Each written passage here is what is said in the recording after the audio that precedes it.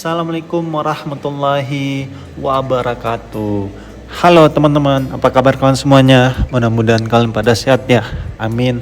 Kembali lagi sama saya Abdul Fattah Arifin, dan kali ini kembali kita akan mengupdate progres terkini pembenahan area Jakarta Utara, khususnya di RE Marta Dinata, yaitu Tol Harbor 2 yang menjadi salah satu solusi kemacetan ataupun kepadatan yang ada di daerah ini, teman-teman.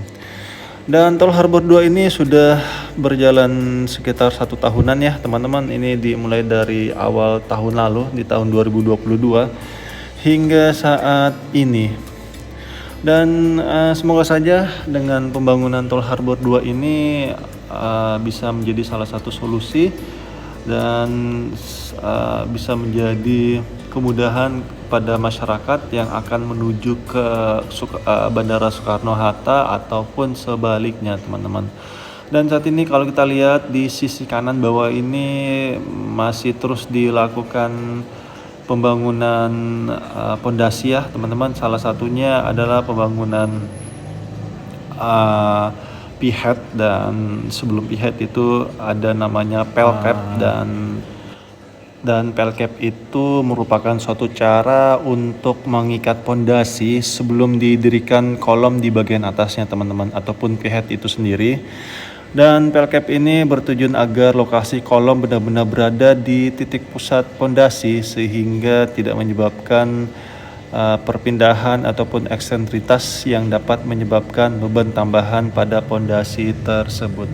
Dan di sini juga ada semacam kali atau sungai ya, teman-teman, dan ini buangan ataupun muara dari Danau Cincin itu sendiri. Dan kalau kita lihat di sisi kanan dan sisi kiri ini sudah dilakukan normalisasi sepertinya, teman-teman, dari beberapa tahun yang lalu.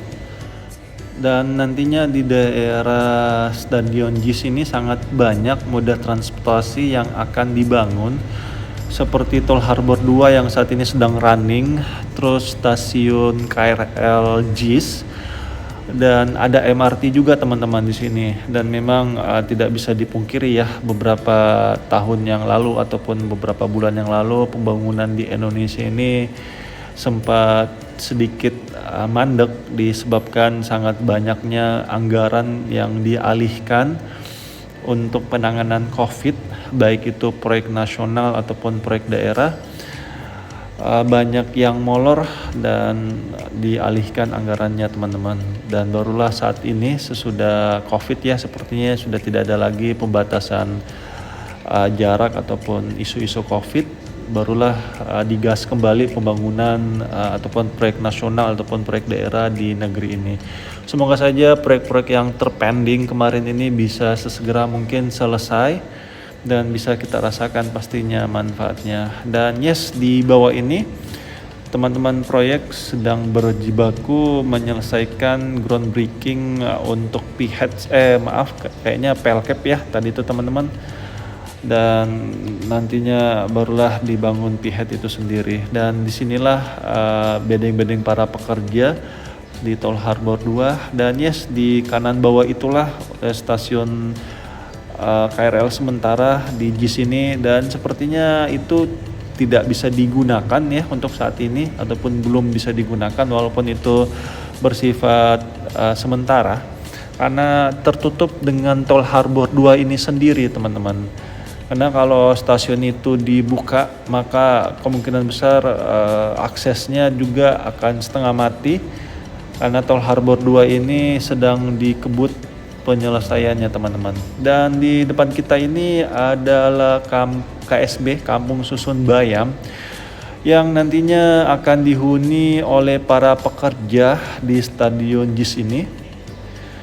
Dan seperti inilah kondisinya, Kampung Susun Bayamnya sudah selesai dibangun, dan hingga saat ini para pekerja di JIS juga ini kayaknya belum masuk ya, entah apa yang proses administrasi atau apalah, nanti kita lihat beberapa bulan ke depan. Dan yes, di depan kita ini adalah salah satu stadion terbaik di dunia yang memiliki kapasitas penonton sangat besar sekali, yaitu 82.000 penonton, mengalahkan Santiago Bernabeu ya kalau tidak salah.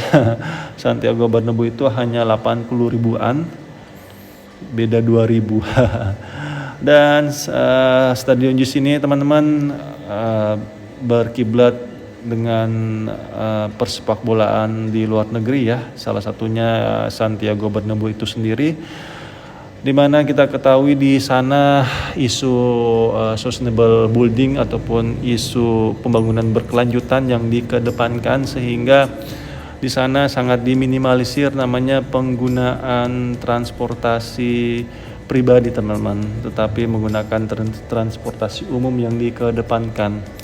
Karena kita ketahui kalau menggunakan kendaraan pribadi itu sangat bisa mengotori udara ataupun polusi udara di kota kita. Dan di depan ini teman-teman adalah salah satu pemukiman yang nantinya akan terkena dampak mega proyek tourism eco park Danau Cincin di sini.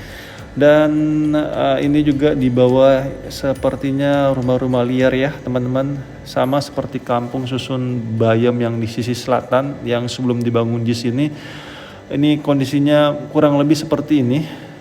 Dan nantinya di sini akan ada di sisi timur dari JIS ini akan dibangun Tourism Eco Park Danau Cincin yang nantinya akan menjadi salah satu jalur penonton yang akan datang ke tempat ini. Dan sebenarnya ini pembangunan Tourism Eco Park Danau Cincin ini teman-teman bagian dari pembangunan Stadion JIS ini sendiri. Tapi karena kemarin dihempas dengan COVID ya, sehingga banyak itu yang saya sampaikan di awal video tadi, banyak proyek daerah yang dipilah-pilah ataupun dipisah ya anggarannya akhirnya untuk penanganan COVID. Dan barulah saat ini Danau Cincin ini ataupun Eco Park Tourism Danau Cincin ini barulah akan dilaksanakan teman-teman, katanya di tahun ini, tapi untuk tanggal ataupun bulan pastinya belum saya ketahui. Dan sebenarnya revitalisasi Danau Cincin ini sudah direncanakan di tahun 2019, sepertinya satu bagian ya perencanaannya sama JIS. Cuma ketika dieksekusinya mungkin di tahun 2001 ya ataupun 2020 terkena ini wabah ya Indonesia yaitu COVID, sehingga terpaksalah sebagian dananya untuk penanganan COVID dan sebagiannya lagi untuk pembangunan JIS ini. Barulah selesai COVID lewat dan tahun inilah insya Allah akan dilakukan pembangunan di tempat ini. Dan semoga saja pembangunan ataupun rencana dari pemerintah kita bisa sesegera mungkin terrealisasi sehingga kita bisa rasakan manfaatnya. Dan itu aja mungkin yang bisa saya sampaikan teman-teman. Dan terima kasih untuk para pemimpin negeri ini yang terus berusaha memberikan fasilitas yang nyaman dan aman untuk rakyatnya. Dan terima kasih untuk bapak-bapak dan ibu-ibu yang sudah purna tugas, jazakumullah khairan. Kita jangan sampai lupa teman-teman dengan jasa-jasa orang-orang terdahulu kita. Karena suatu bangsa yang besar itu adalah bangsa yang selalu menghargai jasa-jasa orang-orang terdahulunya. Karena adanya pembangunan saat ini pun atau sedang berjalan, pasti ada orang-orang terdahulu atas kebijakannya sehingga pembangunan itu ada atau sedang berjalan hingga saat ini.